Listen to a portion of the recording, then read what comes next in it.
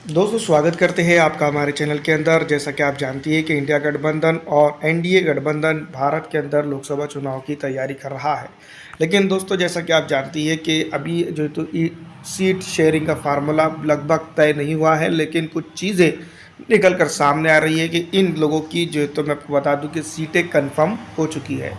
दोस्तों जैसा कि आप जानती है कि उत्तर प्रदेश के अंदर 80 लोकसभा सीटें हैं और 80 लोकसभा सीटों के ऊपर जो तो इंडिया गठबंधन की तैयारी पूरी जोर शोर से चल रही है। कांग्रेस की अगर बात करें तो यूपी जोड़ो यात्रा के जरिए जो तो यूपी के अंदर काम कर रही है।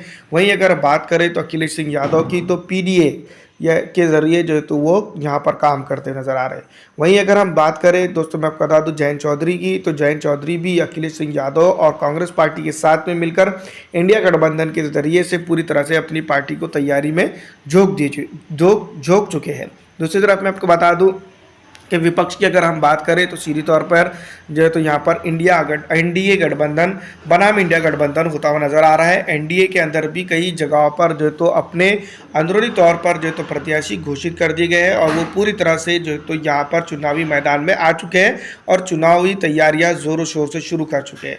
दोस्तों मैं आपको बता दूं इसी जीवन में कई एक सीटें जो तो लगभग इंडिया गठबंधन की तरफ से संभावित तौर पर जो तो घोषित कर दी गई है या फिर दोस्तों इनकी तैयारियां शुरू हो चुकी है। जिसमें जो तो मैं आपको बता दूं कि 13 ऐसे प्रत्याशी है जिसको लेकर जो है तो जो चर्चा चल रही थी उसके ऊपर जो है तो पूरी तरह से अब विराम लगता हुआ नजर आ रहा है। जैसा कि आप जानती है कि उत्तर प्रदेश के अंदर 80 लोकसभा सीटें हैं और 80 लोकसभा सीटों के ऊपर जो तो इंडिया गठबंधन को आने वाले दिनों के अंदर जो तो अपना प्रत्याशी घोषित करना होगा और इन प्रत्याशियों को लेकर जो तो मैं आपको बता दूं कि काफ़ी चर्चा चल रही थी, जिसके चलते दोस्तों मैं आपको बता दूं कि अब उत्तर प्रदेश के अंदर लगभग सीट शेयरिंग का फार्मूला इंडिया गठबंधन की तरफ से जो है तो पूरा होता हुआ नजर आ रहा है। जिसके अंदर अगर हम बात करें तो मैं आपको बता दूं कि 1 से लेकर 13 जो है तो लोकसभा सीटों के नाम लगभग जो है तो फिक्स होते हुए नजर आ रहे हैं और इसको लेकर अगर बात की जाए तो मैं आपको बता दूं कि बस एक तरह से देखा जाए तो मोहर लगनी बाकी है।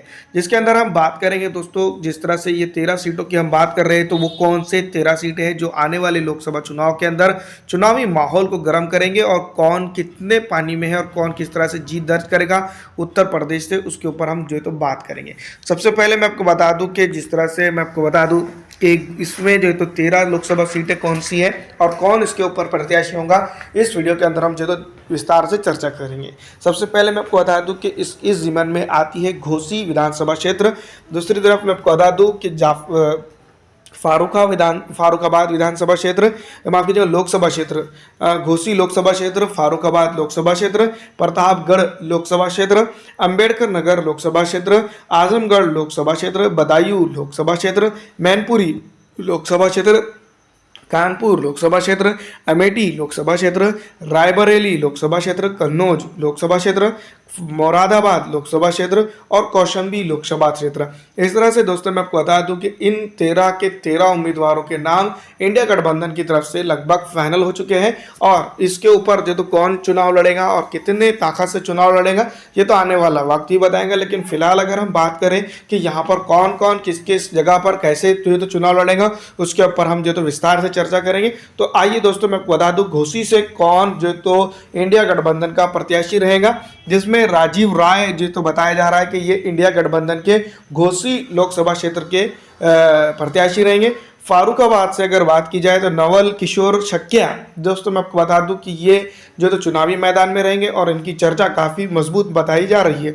शिवपाल सिंह पटेल दोस्तों मैं आपको बता दूं कि प्रतापगढ़ से लोकसभा के उम्मीदवार रहेंगे। लालजी वर्मा अंबेडकर नगर से जो तो चुनावी मैदान में रहेंगे, जो इंडिया गठबंधन के फ्लैग से लड़ेंगे दोस्तों। दूसरी तरफ मैं आपको बता दूं कि आजमगढ़, जिस तरह से आप जानती हैं कि आजमगढ़ के बारे में अगर देखा जाए तो ये बहुत चर्चित सीट है और इसके ऊपर जो तो मुस्लिम ज़्यादा आबादी है और मुस्लिम के दोस्तों यहाँ पर निर्णायक मत रह सकता है, दूसरी तरफ में रहता है। लेकिन यहाँ पर मैं आपको बता दूँ कि ये भी सीट के ऊपर जो है तो एक भी मुस्लिम प्रत्याशी अब तक के जो तो समाजवादी पार्टी नहीं दे पाई है, जहाँ पर शिवपाल सिंह यादव जो तो चुनावी मैदान में रहेंगे। आप जानती है कि आजमगढ़ का पुराना वास्ता समाजवादी पार्टी से है। बदायूं के अंदर अगर आप जानती ही हैं तो मैं आपको बता दूं कि धर्मेंद्र यादव जो है तो यहाँ पर के जो है तो चुनावी मैदान में रहेंगे।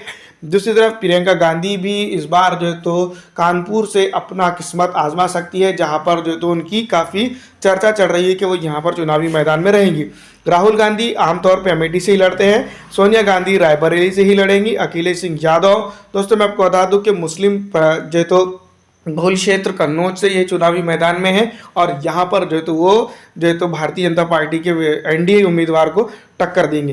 दूसरी तरफ मैं आपको बता दूं कि एसटी हसन मुरादाबाद से चुनाव लड़ेंगे। इंद्रजीत सरोज कौशंबी से लोकसभा चुनाव की मैदान में रहेंगे। एसटी हसन को अगर देखा जाए तो दोस्तों मैं आपको बता दूं कि मुरादाबाद से वो चुनाव लड़ेंगे और कौशंबी से जो इंद्रजीत सरोज।